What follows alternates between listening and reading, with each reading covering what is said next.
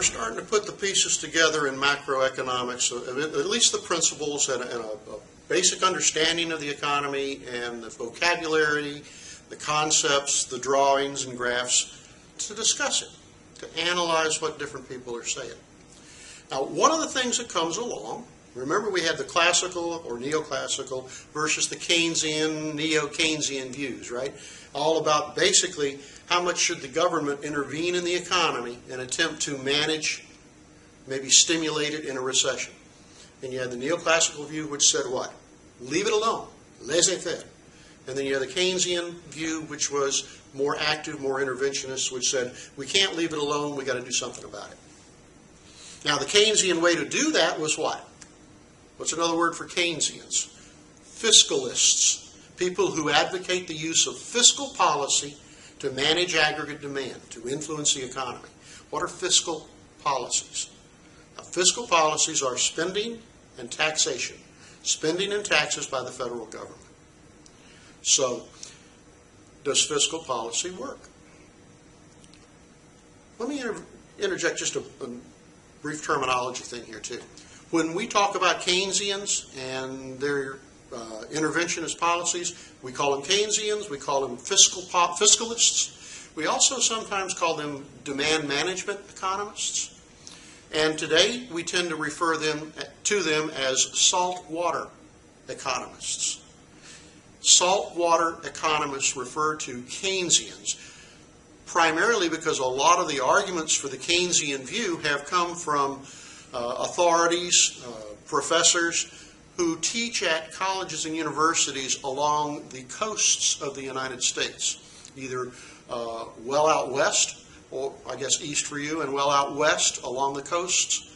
Most of the Keynesian writers come from those kinds of colleges and universities in those locales. So we say those are saltwater economists, Keynesians. And the more outspoken and more well-known neoclassical economists come from down the middle of the United States. We call them freshwater economists, just terminology. Now, back to the point. Does Keynesian economics work? Does fiscal policy work? Well, obviously, the freshwater economists have some real criticisms of it. We want to talk about those very quickly right now. The first criticism about fiscal policy, even if you're opposed to it, knowing that you're opposed to it in principle, you still look at it and you say, if you pursue fiscal policy to try to manage the economy, first problem you have is a series of lags, delays in implementing your fiscal policy. What kind of lags? Lag number one is a recognition lag. One of the problems with fiscal policies is you don't do anything until you're already in a mess. How long does it take for you to know that your economy is starting to go to hell before you think it's bad enough you need to do something?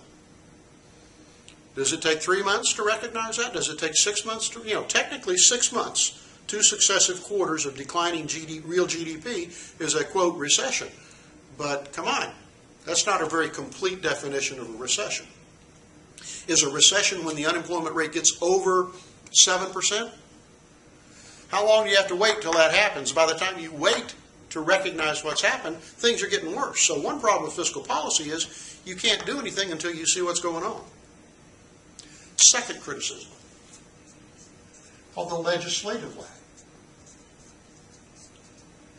If you say, oh gosh, we need to do something in the way of changing taxes or changing spending, well, how does that occur? That occurs through the United States Congress, the House of Representatives and the Senate. And if you've been paying attention for the last few years, you will recognize that nothing happens in the United States Congress because the parties are so polarized. They can't agree on what time of day it is. And so to try to get any kind of legislation through our Congress, particularly these days, is either A, impossible, or B, going to take a long, long time. So there's another problem with your fiscal policy approach, just getting the Congress to act. And finally, even if you get Congress to act and pass legislation, think about how long that takes. Okay? Suppose Congress says, we're going to spend more money, we're going to buy some more hammers. You know how long it takes to write up the specifications and put that out to bid and get bids from producers of hammers and decide which bid, lowest bid to take? All that process. And then once you say, okay, you have the contract, you make the hammers, how long does it take to build the hammers? And then get the spending in place that goes with it. So what we have here is an implementation lag. Even if you recognize what to do and you do the right things, it still takes time. Implementation, implementing your policies. So there's your first big criticism of fiscal policy. It's not, real precise. It's not real quick. Second problem, expansionary fiscal policies. Let's get out of the recession. Let's spend more, tax less, right? Expansionary fiscal policies create or tend to create deficits, right? We tend to borrow money we don't have in order to stimulate the economy, and unfortunately, we tend to not repay the debt that we create in this process. And so we wind up with a growing federal debt as we go through deficit after deficit after deficit, year after year after year. So there's another criticism of fiscal policy. You just keep getting further in debt, and our political system is biased against repaying that debt. Okay? When a politician finds extra money, his inclination generally has been, well, let's find a way to spend it, preferably in my district, where I'll be more popular and get more votes. And so how do you keep politicians from spending money when you would really rather them use that extra money to repay some of the debt? Not a problem. And then finally, this is the one that a lot of people have questions about the first time they read about it. It's called crowding out. Crowding, hello. Crowding out. And this is the argument particularly made by the classical view and the Republican view these days. If the government is going to use fiscal policy, which means it's going to have to go borrow money, when it goes out to borrow money, it's going to be competing with businesses who also need to borrow money as a normal consequence of their operations. And if the government goes in to start borrowing money and it's going to compete with businesses for that money, that's going to drive up the price of money. It's going to drive up interest rates. And when those interest rates start going up, a lot of businesses are going to find they can't afford to borrow money. They can't borrow money at 8% when they're only earning 4% in their operations. And so the government can afford to pay the higher interest rates, and as a result, business borrowing decreases. We say it gets crowded out by the growing government borrowing. Okay? So that's a criticism.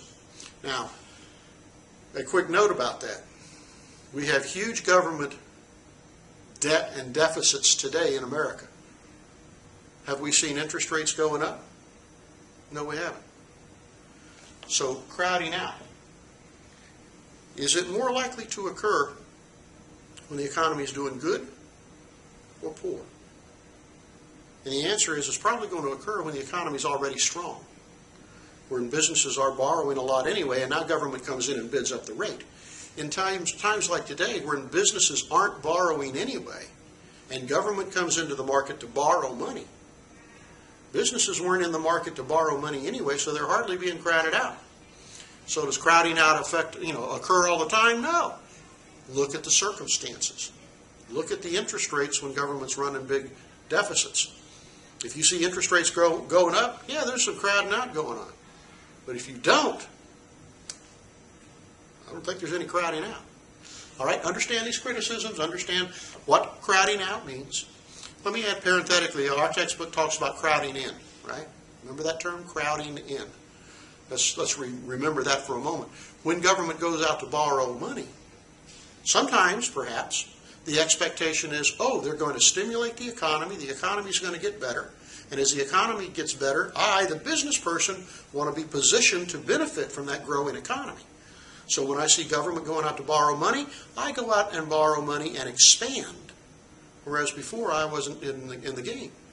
And so maybe additional government borrowing that's going to stimulate the economy raises business expectations and draws them in to expand, and so you get a double whammy to stimulate the economy. That's crowding in. Clearly some controversy on whether that occurs as well. All right? Thank you.